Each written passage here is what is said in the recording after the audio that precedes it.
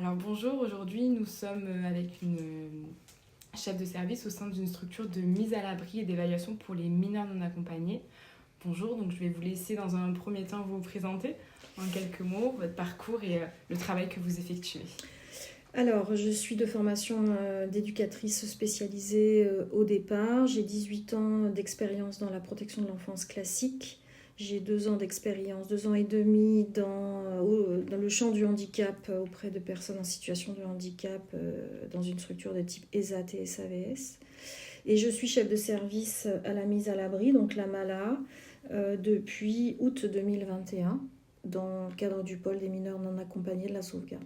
Voilà. Ça vous le mettrez pas.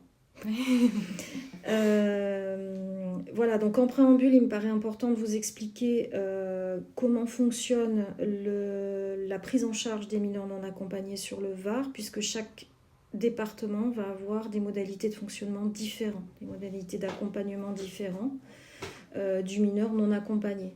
Dans le Var, le choix a été fait qu'à un moment donné, il y ait création d'un service départemental des mineurs non accompagnés, le SDMNA, dans lequel toute une équipe d'inspecteurs d'aide sociale à l'enfance et de responsables, coordinateurs, etc., vont gérer la situation des mineurs non accompagnés. Leur interlocuteur principal va être le procureur de la République dans un premier temps et ensuite le juge des enfants. Dans d'autres départements, ce choix peut être différent. Ça veut dire que les jeunes mineurs non accompagnés peuvent être gérés par les équipes d'aide sociale à l'enfance classique. Personne n'est dédié aux mineurs non accompagnés à proprement parler. Et c'est plus le juge des tutelles qui peut être sollicité dans l'intérêt des mineurs. Ce sont des choix. Voilà. Dans le Var, c'est service SDMNA, procureur de la République, juge des enfants, qui va gérer la situation des mineurs non accompagnés dans leur globalité. D'accord. Ok. Allez-y. Non, c'est bon.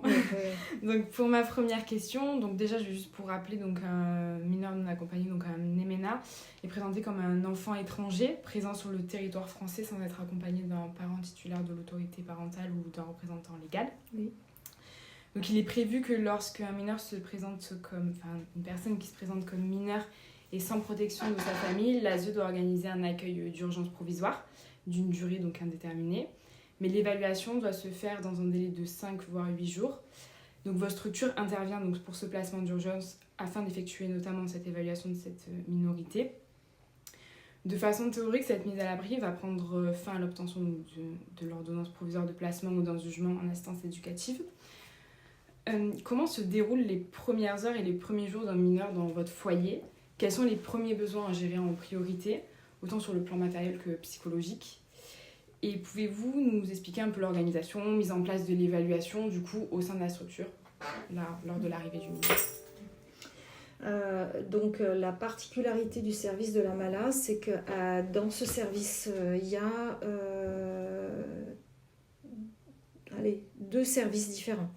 Il y a les évaluateurs qui vont faire les évaluations de la minorité et de l'isolement, qui vont en effet 5 jours à partir du moment où le mineur est pris en charge, 5 à 8 jours pour faire l'évaluation et la déposer auprès du SDMNA.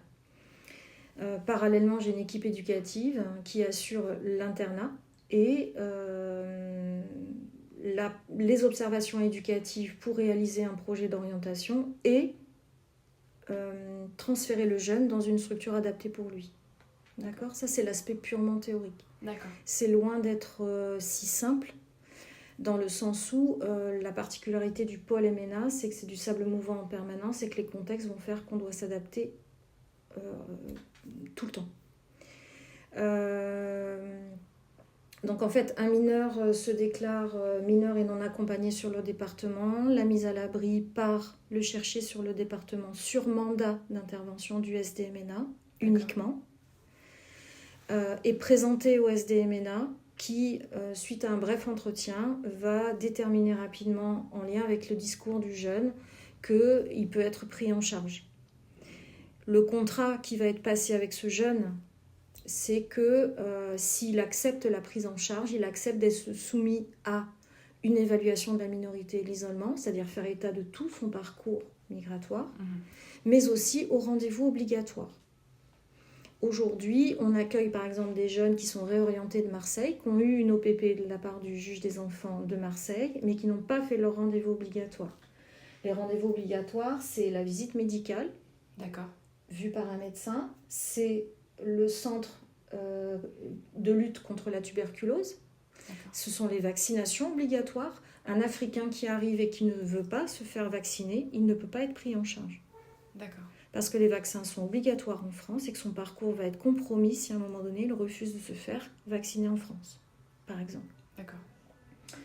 On a la police aux frontières avec le passage du visa bio, donc ce sont des passages d'empreintes.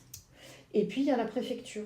La préfecture, c'est pour l'aide à la minorité. Donc ce sont des fichiers avec des visas, enfin voilà, il y a tout un travail de recherche. Donc le jeune, s'il veut rester sur le département, il va être obligé de se soumettre à ses rendez-vous obligatoires. Il ne peut pas faire l'impasse de ça. D'accord. Qu'il ait des papiers ou qu'il n'en ait pas. La plupart arrivent sans document d'identité, avec soit une photo d'un acte de naissance, qui ne permet pas de les identifier physiquement.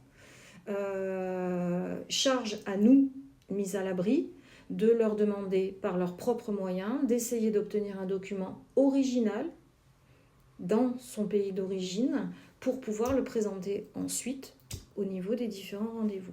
D'accord. Ok ? D'accord. Je sais pas, rappelez-moi vos questions. Du coup, je vous demandais comment vous travaillez donc, dans la structure sur l'entrée, sur les premiers jours, comment il se déroule. Alors, rapidement, le jeune, il arrive, donc il a été validé par l'aide sociale à l'enfance, il est d'accord pour mener son évaluation. On va l'accueillir au sein de l'internat. D'accord. On a un protocole sanitaire assez strict à suivre, c'est-à-dire que le jeune, pour des raisons sanitaires, certains jeunes ont un parcours migratoire plus ou moins long, selon leur nationalité, peuvent avoir des parasites, de la gale, etc. Donc on a un protocole sanitaire très strict, c'est-à-dire que le jeune arrive, il est installé dans la salle d'à côté que je vous montrerai tout à l'heure, il prend la douche, on lui lave ses vêtements à 60 et on congèle ceux qui ne peuvent pas être lavés, on lui donne des vêtements d'occasion et on l'installe en chambre. D'accord. Il va participer rapidement à la vie collective et rapidement aussi, selon l'heure à laquelle il arrive et le nombre d'éducateurs au niveau de l'équipe, il va avoir un entretien d'accueil, on va lui expliquer qu'il faut qu'il fasse acheminer des papiers s'il n'en a pas, on va lui expliquer le règlement intérieur, on va lui expliquer les horaires, etc. etc. Sachant qu'un mineur non accompagné sans validation du juge des enfants, donc sans obtention de son OPP, au départ par le procureur de la République, puis ensuite validé par le juge des enfants, arrive, il n'a rien, il a un kit hygiène qu'on va lui donner, et un kit vêture avec 2 changes. Il a le strict minimum et ses effets personnels. D'accord. Il n'aura pas d'argent de poche, il va être nourri, logé, blanchi, mais il n'aura que le strict minimum. Il n'aura pas de protection sociale, donc on va fonctionner avec ce qu'on appelle les bons jaunes. C'est-à-dire qu'aujourd'hui, concrètement au niveau des soins, c'est très compliqué parce que le seul moyen de paiement qu'on a, ce sont les bons jaunes et tous les praticiens ne les veulent pas parce que c'est plus ou moins long pour se faire payer. Donc ça reste très compliqué. D'accord. Mais nous, on est là pour assurer leurs besoins primaires, c'est-à-dire le droit à l'identité et le droit au gîte au couvert et à un suivi psychologique si nécessaire. Le psychologue va, dans ses modalités d'accueil, organiser un entretien pour présenter son métier, lui expliquer qu'il est là s'il a besoin. Mais culturellement, c'est très compliqué parce que le psychologue en Afrique n'existe pas. Hein, voilà. Après, s'il y a nécessité de faire au mieux, on est là dans l'intérêt des jeunes, donc on répondra à ces besoins au fur et à mesure qu'ils se présenteront. D'accord. Juste une petite question, en capacité d'accueil au niveau de votre On est à 40 jeunes. 40 jeunes, d'accord. 40 là, jeunes. actuellement, vous en avez 40 ? Non, j'en ai 18. D'accord. On est à 40 jeunes, j'ai une capacité d'accueil de 6 filles. D'accord. Donc si j'ai 34 garçons, j'ai 6 filles. Si j'ai 2 filles, je peux monter à 38 garçons, etc. D'accord. Alors vous évoquiez tout à l'heure leur parcours migratoire. Alors, pour être précise, 40 jeunes, j'ai un agrément qui démarre à 14 ans jusqu'à 18 ans. Oui. mais sur dérogation du conseil départemental, on peut avoir des jeunes qui ont 12 ans, D'accord. qui arrivent plus jeunes que Oui, ce qui est plus prévu. D'accord. Et est-ce qu'il y a des jeunes qui peuvent rester jusqu'à 21 ans? Pas du tout. Pas Alors, du tout. pas à la mala, D'accord. mais après, dans le parcours du oui. mineur non accompagné théorique, on peut dire qu'un CAA va pouvoir être jusqu'à 21 ans, ça c'est le cadre réglementaire, mais aujourd'hui on constate qu'un CAA c'est pas plus d'1 an. D'accord. Par contre, je vais quand même vous définir les nationalités majoritaires, parce que vous en parlez à un moment. Oui, juste après, oui, les pays d'origine. Aujourd'hui, on a 4-5 nationalités, on va dire, prioritaires. On a, on va dire, les Africains de l'Afrique subsaharienne. On a Tunisiens, Afrique du Nord, mais une grande majorité de Tunisiens avec quelques Marocains, quelques Algériens. On a des Turcs, alors Kurdes. D'accord. Voilà. Et on peut avoir des Bangladais. D'accord. On a pu aussi avoir des Pakistanais et des Afghans. Mais voilà, aujourd'hui, il faut savoir que les jeunes vont rester à un endroit parce qu'il y a une communauté importante. Aujourd'hui, les Turcs s'arrêtent ici parce qu'il y a une très forte communauté à Marignane et qu'à un moment donné, ils ne sont pas loin, ils sont à proximité. Donc c'est une ressource. D'accord. Les Somaliens vont plutôt en Suède, en Norvège, enfin ils vont plutôt plus loin parce que les communautés sont plus importantes. D'accord. Les Portugais vont plutôt en Suisse, par exemple. D'accord. Donc chaque nationalité a des communautés réparties dans le monde et c'est ça qui fait que le flux migratoire évolue. D'accord. Donc tout à l'heure, vous évoquiez leur parcours migratoire. Donc on sait que c'est des étapes quand même très difficiles pour eux, qui est marqué par de la peur, de l'incertitude et des épreuves qu'un enfant et que quiconque ne devrait jamais subir. Comment ces mineurs arrivent-ils ou pas à verbaliser ces parcours migratoires? Alors, par rapport au parcours migratoire, vous avez des représentations plutôt dramatiques. Vous pourriez être surpris, les Turcs arrivent en avion. D'accord. Les Turcs arrivent en avion à Marignane et puis sont accueillis par la communauté et ensuite ils sont injectés au fur et à mesure sur Toulon parce que voilà, chaque nationalité a des profils de parcours migratoire qui se ressemblent énormément. D'accord. Si vous voulez, on les détaille. Si vous voulez pas, on les détaille pas. Oui. Bon.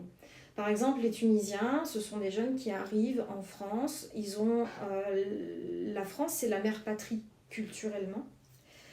Donc la France a très bonne réputation. Il y a des soins, voilà. Mais les Tunisiens arrivent ils fuient la misère de leur pays. Ils ont des parents qui souvent sont malades. Ils vivent dans des conditions assez précaires et donc vont chercher l'argent facile. Le problème est que comme ils ont des représentations qu'en France l'argent on le gagne facilement, ils vont être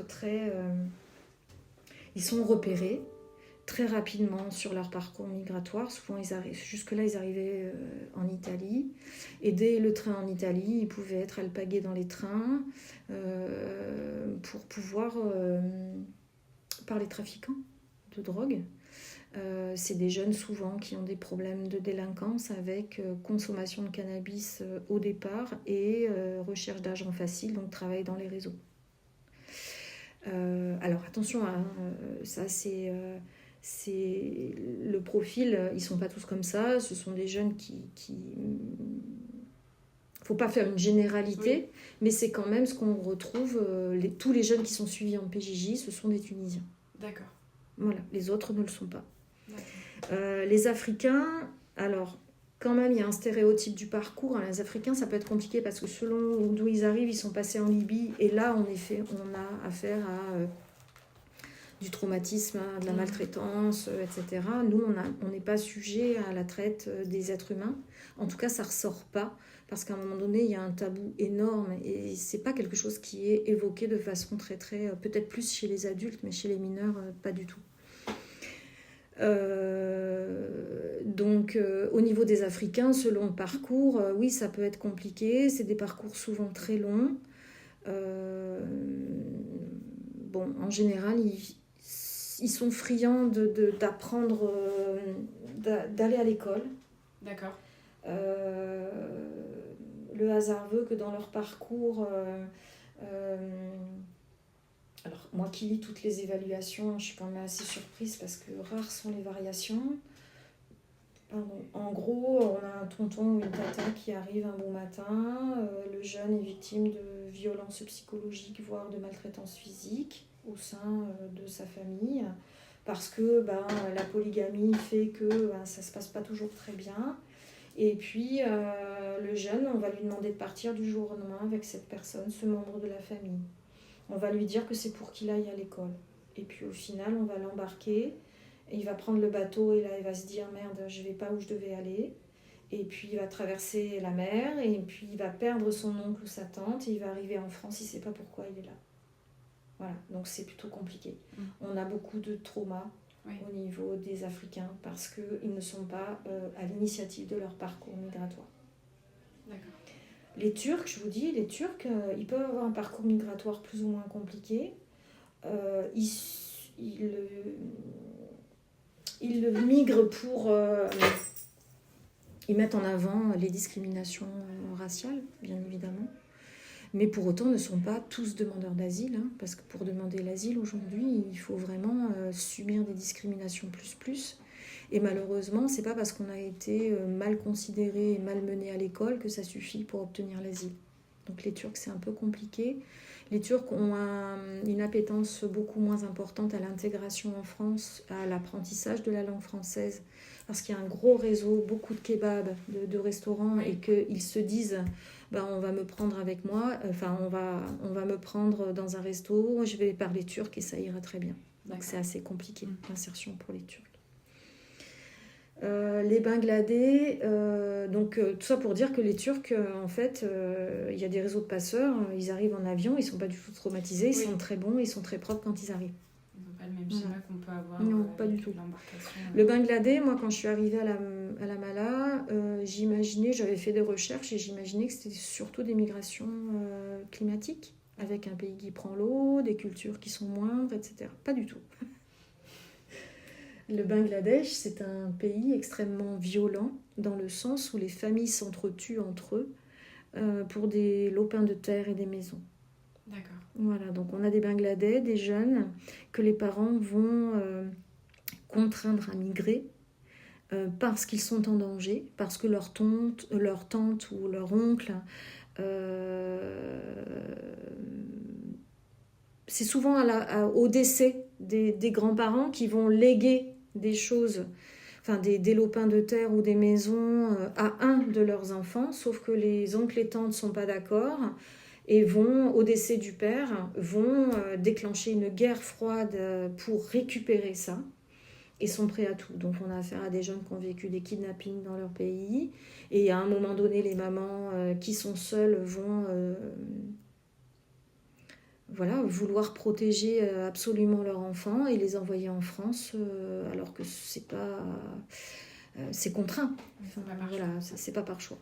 Donc c'est un pays qui est extrêmement violent, le Bangladesh. D'accord. Très compliqué, sachant que la légalisation pour le Bangladesh est très compliquée, donc un jeune qui arrive en France, ça va être chaud. Ça va être chaud pour lui pour obtenir un titre de séjour. D'accord. Voilà. Oui, donc c'est vrai qu'ils arrivent le plus souvent donc sans papier. En général, ils arrivent sans papier. Les Turcs ont toujours un passeport, ou souvent une carte nationale d'identité. Ils ont un passeport. Après, c'est la PAF et la PREF qui vont les identifier et qui feront le reste. C'est ça. Et du coup, pour l'évaluation de la minorité, on a aussi la pratique du test osseux. Oui. Alors, le défenseur des droits, il plaide régulièrement pour l'interdiction des tests osseux. Donc pourtant c'est quand même écrit au sein de l'article 43 de la loi du 14 avril 2016 relative donc à la protection de l'enfance. Vous, qu'est-ce que vous pensez de l'utilisation de cette méthode ? Alors, moi ce que je pense c'est que je suis la loi à un moment, voilà. Pour autant, ma réalité, elle est aujourd'hui que j'ai des jeunes qui passent des tests osseux, qui sont aussi, j'ai pas peur de le dire, victimes de délits de faciès. Oui. Ce qui répond un peu à une de vos questions, c'est-à-dire qu'à un moment, sans pour autant se dire qu'il est mineur ou majeur, nous on est là pour prendre en charge les personnes, pour autant à un moment, ça peut être assez flagrant de se dire que là on a affaire à un majeur Mais voilà. Donc à partir du moment où il est validé par le SDMNA, nous, on ne va pas se poser la même question. La question de la même façon. Il est là, les évaluateurs vont faire leur travail, ils vont donner leur avis sur la minorité et la majorité. Pourquoi ? Parce qu'en entretien, quand vous avez un majeur, il n'a pas la même posture, il n'a pas le même répondant, et qu'à un moment donné, oui, les évaluateurs vont pouvoir dire à la teneur du comportement sur le collectif, aux échanges qu'on a eus et à sa façon, sa répartie, sa connaissance géopolitique, etc., oui, on peut supposer que ce jeune soit majeur. Mais on n'a pas, nous, on donne un avis. Oui. On n'a pas la certitude. Là, ça va se déclencher, ou alors soit le test osseux se déclenche à ce moment-là, ou alors le test osseux se déclenche beaucoup plus rapidement parce qu'à un moment, il y a un délit de faciès qui va être fait et on va dire non, mais moi je pense qu'il est majeur et il ne rentre pas, de toute façon. Enfin, voilà. Le test osseux, on le subit. Oui. Il n'a pas toujours de sens parce qu'il est géré par la police aux frontières. Alors, la police aux frontières, quand le proc demande un test osseux, la police aux frontières est mobilisée. Il y a un entretien prévu pour expliquer ce que c'est aux jeunes et ensuite la police aux frontières rejoint le jeune à l'hôpital pour la radio. D'accord ? Sauf que la lecture des tests osseux aujourd'hui pose problème quand même de plus en plus aux juges des enfants, puisqu'on peut avoir des latitudes d'âge entre 15 et 35 ans. Donc on fait quoi ? Un mineur de 17 ans et demi peut avoir l'air d'un mineur de 18 ans. Ouais. Un jeune majeur de 18 ans peut avoir l'air d'un mineur de 17 ans et demi. Enfin, et personne n'aura... voilà. Et ce qui est fou, c'est qu'un simple examen dentaire pourrait dire si le jeune il est mineur ou majeur. Parce qu'à chaque fois qu'on amène les jeunes chez le dentiste, on est confronté à des dentistes qui nous disent attendez, vous nous amenez un majeur là. Bref, nous on s'en fiche, c'est pas notre problème. Nous on accueille. Après non, en soi je suis pas d'accord sur le test osseux, mais à un moment c'est comme ça que ça fonctionne dans le Var, donc ça m'appartient pas. Ça m'appartient pas. D'accord. Sachant qu'aujourd'hui quand même on a des magistrats au sein du TPE de Toulon qui redemandent un deuxième test osseux parce que le résultat n'est pas satisfaisant, n'est pas cohérent et qu'ils ne peuvent pas prendre de décision plus ou moins adaptée, et se donnent les moyens quand même de redemander un deuxième test osseux. Donc je trouve que ça c'est nouveau. C'est-à-dire qu'en moins de 5 ans, la magistrature a changé de posture par rapport à ça. D'accord. Et du coup, vous pensez qu'un examen dentaire, ça pourrait être une alternative ? Moi, je vous donne mes observations. C'est-à-dire quand on amène un jeune chez le dentiste, en pratique, mes éducateurs sont confrontés au fait qu'on leur dise vous êtes sûr ? Alors là, nous, on botte en touche en disant bien sûr. Il est dans notre établissement. L'ASE a décidé qu'il était potentiellement mineur. Vous l'accueillez, oui, bien sûr. Par contre, oui, les évaluateurs donnent leur avis sur une probable minorité ou majorité. Après, on a de tout. Un Tunisien est plutôt skinch. On en a eu un qui avait une pathologie, c'était une migration médicale. À un moment, il avait l'air d'un gamin de 14 ans. Il en avait 18. D'accord. Oui. Enfin, c'est comme vous et moi. Enfin, à un moment, on fait l'âge qu'on a. Chacun, oui, bien sûr. Donc, et c'est difficile pour nous éthiquement de ne pas tomber dans le délit de faciès. Ouais. C'est plutôt, nous, on va plutôt s'appuyer sur des éléments pratico-pratiques et exhaustifs au quotidien, parce que de toute façon, ça se voit. On a pu accueillir des Bangladais qui avaient 35 ans, pendant des mois. Parce qu'en fait, ils se rasent de près, puis c'est quand ils commencent à se relâcher qu'on voit que la barbe est grise. Et là, on se dit non, mais non. C'est le jeu. D'accord. À la lecture de nombreux rapports, j'avais trouvé des rapports de 2018-2017 et j'ai retrouvé des dates un peu plus récentes de 2021 où on nous dit, en 2021 il y avait 9524 personnes qui étaient déclarées comme MNA. En 2023 on en déclare 19 370. Sur le Var ? Non, à l'échelle nationale. Non, alors les chiffres je vais vous les donner. D'accord. Je vais pas m'étendre là-dessus, je vous les donnerai après. Tout ce que je peux vous dire, c'est que le flux migratoire en 2023 a été exponentiel entre mars et novembre. D'accord. On a été à 40 tout l'été, à faire 8 malas par jour. D'accord. Une mala, c'est un jeune qu'on va chercher, qu'on accueille. Un accueil, c'est 1h30 d'accueil, si on peut tout enchaîner. Donc il y a un certain nombre de protocoles qui est fait pour que ça puisse être relayé le lendemain si on n'a pas le temps. Je pourrais vous montrer après. Pour autant, si on a 8 accueils, ça veut dire qu'on a 8 sorties. Donc vous imaginez le rythme de l'équipe. Oui. Puisque 8 accueils, ça veut dire 8 machines à laver, ça veut dire les machines à laver des autres, etc. etc. Les 8 sorties, c'est préparé. Voilà. Donc on a eu un très très fort taux avec des jeunes qui arrivaient de plus en plus jeunes, avec des filles qui étaient de plus en plus nombreuses, parce que ça c'est assez récent. Jusqu'en 2021, on avait peu de filles, on avait 1 ou 2 filles par année. Aujourd'hui, on a pu avoir jusqu'à 6 filles en même temps. Est-ce que vous savez pourquoi pas cette augmentation? Alors, parcours migratoire des filles. Alors, peu de filles migrent, beaucoup moins de filles migrent, et je pense qu'au passage, elles sont plus mises en difficulté. C'est plus compliqué. D'accord. Mais j'ai pas d'analyse en fait sur ce truc. D'accord. Et donc... Oui, parce qu'en fait, voilà, justement, en fait, à la lecture donc, de ces nombreux rapports, le constat qui est dressé, c'est qu'il y a un afflux de la MENA qui entraîne en fait une saturation au niveau du dispositif de mise à l'abri.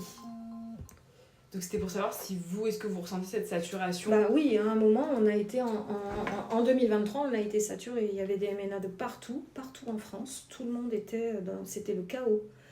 Par contre, il y a un élément que j'ai oublié de vous préciser tout à l'heure. C'était le chaos et on avait mis des jeunes en hôtel. Oui, voilà, c'est ça. On avait mis... parce qu'en fait, nous, on était à 40. Moi, je suis la seule structure sur le Var. Une fois que j'ai 40 jeunes, les autres en ont fait quoi, en fait?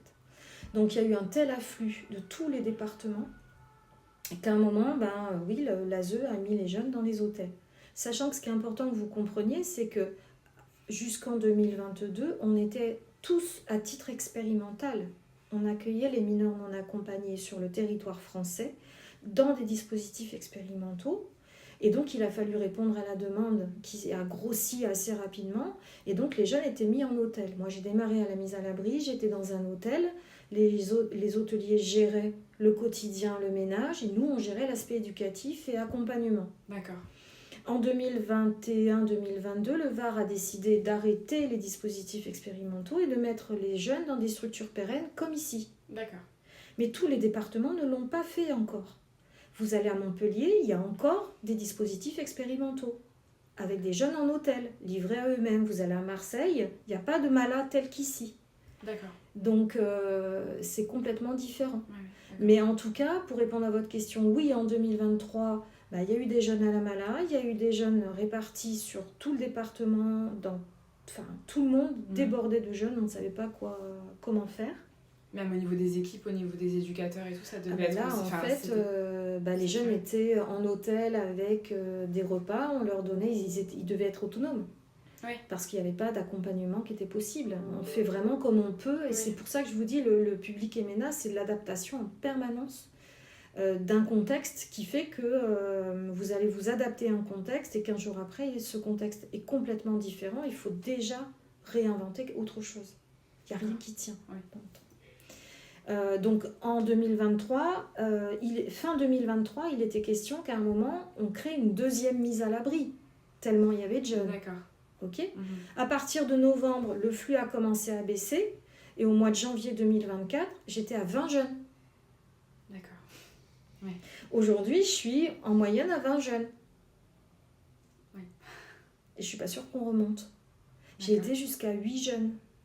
D'accord. Donc il y avait là, depuis janvier, on est descendu, et j'avais 8 jeunes. Là, on remonte à 18. Donc après le ramadan, je pense que ça va aller mieux et les jeunes vont revenir.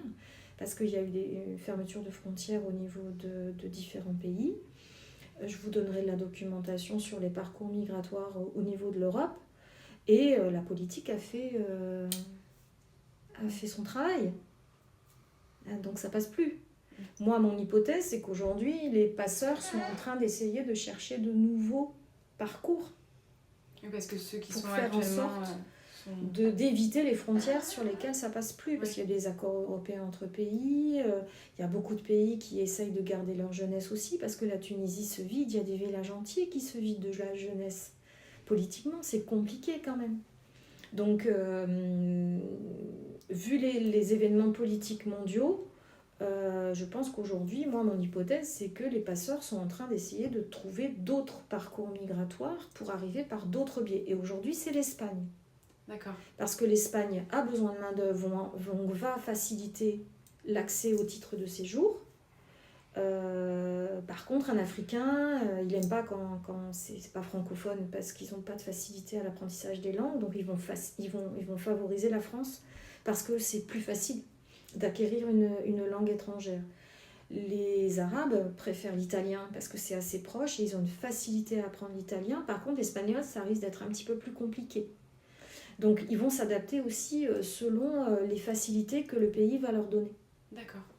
Et du coup, oui, donc là, leur parcours, ça serait de passer par l'Espagne pour ensuite rejoindre la France ou pas rester soit rester en Espagne parce que l'Espagne a aujourd'hui besoin de main-d'œuvre, soit d'arriver par Montpellier. Donc, et aujourd'hui, c'est Lyon. Alors, d'accord. Pourquoi ils arrivent par Lyon. D'accord. Et enfin, pour terminer, une question un peu plus personnelle pour savoir un parcours qui vous a particulièrement marqué dans votre carrière ou pas un type de personne, mais oui, un parcours ou un événement plutôt commun qui vous a marqué.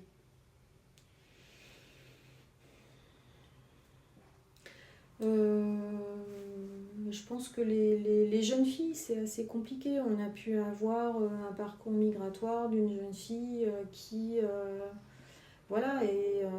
prostituée par sa tante dans son pays d'origine. Alors c'est un pays d'Afrique, je ne sais plus lequel. Et puis un de ses clients qui à un moment donné va essayer de la sauver et va l'amener en France pour la mettre en protection. Par exemple, mais ça reste exceptionnel. Ouais. Après, on est plus dans les parcours tels que je vous les ai décrits tout à l'heure, assez stéréotypés, donc ça questionne quand même. Il faut savoir que les jeunes, ils sont conditionnés ils préparent leur parcours et ils sont conditionnés par les réseaux sociaux, par les rumeurs, à nous décrire quelque chose, un parcours. D'accord. C'est loin d'être la vérité. D'accord. On n'est pas dupe.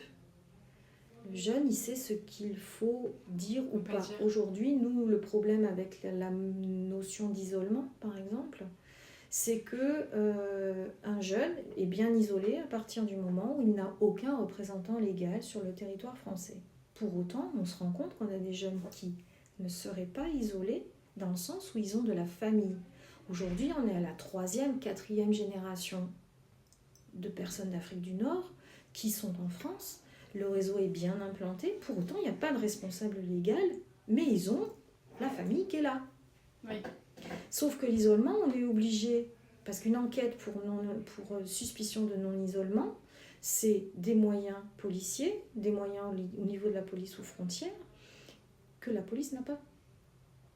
Donc les recherches ne vont pas être faites de la même façon, et c'est très compliqué. Donc aujourd'hui, le jeune va être considéré isolé, tant que même un membre de sa famille présent sur le territoire, même s'il est identifié, tant qu'il ne fait pas la demande auprès de l'aide sociale à l'enfance pour devenir tiers digne de confiance ou pour dire « je suis là, je veux bien le prendre en charge, comment on s'en arrange », il sera considéré comme isolé. D'accord. Alors qu'il ne l'est pas. Oui. Mais personne ne le prend en charge, c'est l'État qui gère ce jeune. D'accord. Donc là, après, c'est comment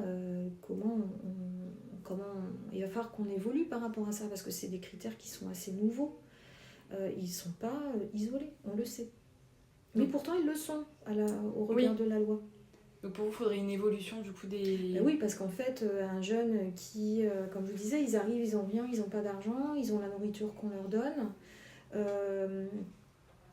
Quand ils arrivent avec des vêtements neufs ou des baskets, soit il a trafiqué dans le réseau, soit on a la famille ou les amis qui ont donné. Donc il faut bien qu'on travaille avec ces gens-là, parce qu'en fait ils restent mineurs et à un moment... voilà. D'accord. Donc, je vous remercie pour toutes vos réponses, pour le temps que vous nous avez accordé. C'était très intéressant. Donc merci à vous. Je vous en prie.